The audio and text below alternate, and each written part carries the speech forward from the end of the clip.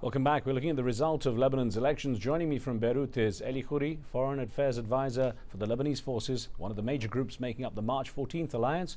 And to give us a perspective on the opposition March 8th coalition, we're joined by political analyst and television commentator Kamel Wazni.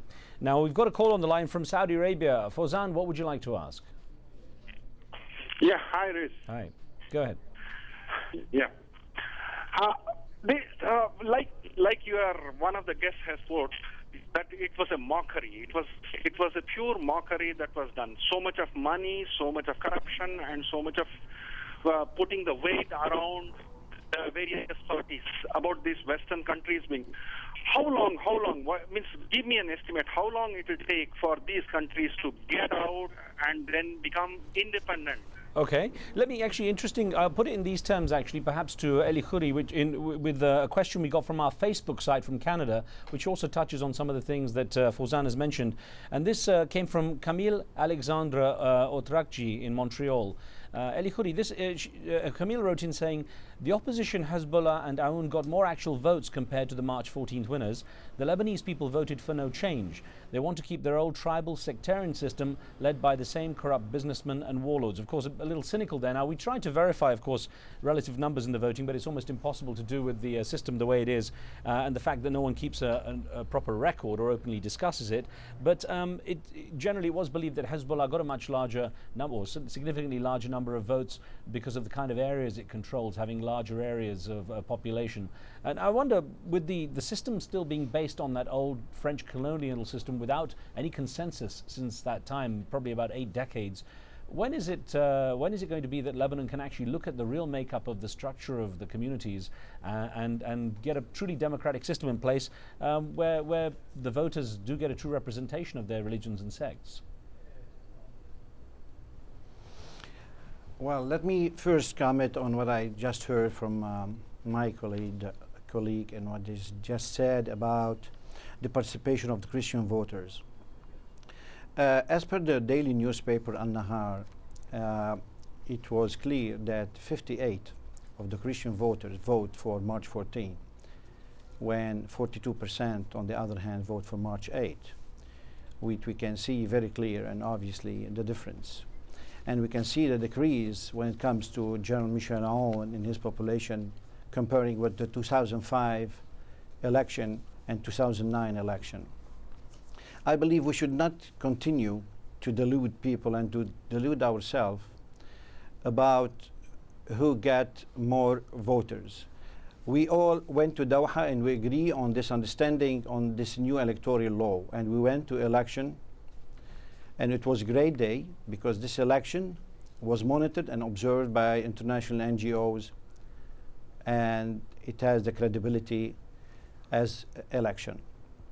I believe we should respect the result, and we should agree that March 14 proved again that it is a majority, and most of the Lebanese people and the majority of the Lebanese people, they want to go and like to see and to build the state of law, a strong central government, where each individual can preserve his identity, sovereignty, and freedom. I don't believe that the counts of the deputies comparing with the overall total majority March 14 get. I believe this is the equation. We're talking about majority and minority. These are the basics of democracy. Mr. Khouri, I wonder if you can use the principle of Doha's negotiations for the electoral process. Equally, couldn't you argue that the Doha mediation for a veto is also applicable and Hezbollah has a position with a veto? No, I believe that the Doha understanding was there to guarantee the election of a president and a cabinet with the third plus before, new electoral law and in an election. I believe on the night of the 7th, Sunday the 7th, Doha Accord was fully implemented, and it is a new beginning based on new condition, on the only condition of the Constitution was the Taif Accord. I believe we should go and take all our disputes and differences to the institution and solve them within the institution based on the Constitution. Professor Wasni, a question that came in from our Facebook participants from Jim Miller in the USA. And Jim wrote in saying, will Hezbollah be as strong and effective with all the chaos surrounding the election process in Iran? And will Iran stay out of Lebanon's internal affairs? I wonder, as an analyst and someone who sees the opposition side, which obviously has a strong Hezbollah influence, if the moderates win in the upcoming election in Iran, how do you expect the relationship between Iran and Hezbollah to change?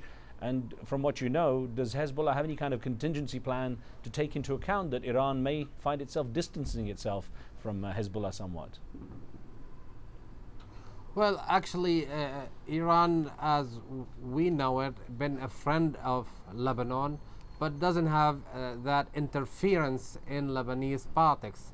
We didn't see Ahmadinejad in Beirut meeting with the opposition and chairing their meetings. We saw the Vice President Biden coming to Lebanon, and we've seen every other senators from the United States coming to Lebanon and chairing a meeting and distributing money to the 14th of March.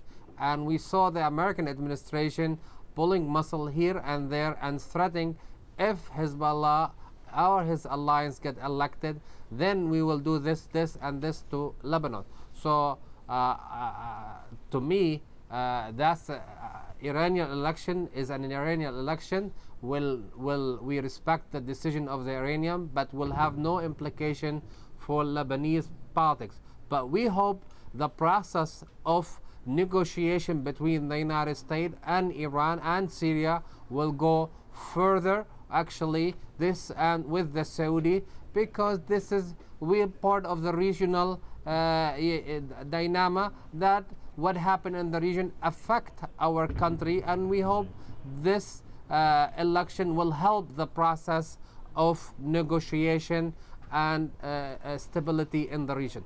Kareem is on the line from the United Kingdom. Kareem, what would you like to ask? Yes, I would like to ask a question to Mr. Eli Khouri. Mm-hmm.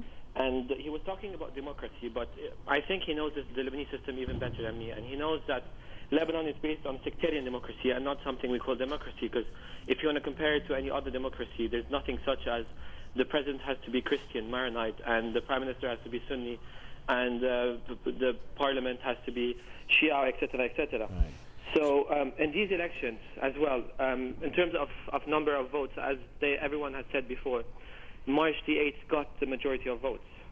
Okay, well, let's see if Mr. Khouri can look at this from a perspective. Is it time for a consensus? Is it time for a rethink on the way Lebanon's democracy structure is put together? Well, I believe that the principle of consensus cannot be denied totally, but in the same time cannot be a pretext to paralyze the functioning of the cabinet or the government in general. You cannot always, be the victim of some, many illusions when it comes to number of voters. You can always find some gaps when it comes to any electoral laws. But once you agree all together on one electoral law and we went together for this battle, we have to accept it and to accept and respect the results. Professor Wasni, I wonder how, from your perspective, how Israel might be watching what's happened in Lebanon. The US may be sighing some relief because it sees itself allied to March 14th, but how do you think Israel is looking at the situation? Is it stepping down from any degree of tension it might have felt? Well, I think the Israeli, they've been threatening Lebanon all along and raising the bar very high if Hezbollah get elected or Hezbollah alliance get elected. I guess the Israeli, they're not gonna change that tone because the majority came, or what we know, the parliament majority came into power. I think the Israeli maneuvers over the past week send a signal that Israel has something in its mind, and I guess this, as far the resistance and its readiness to confront any aggression from the Israeli, this election has not changed anything in the ground.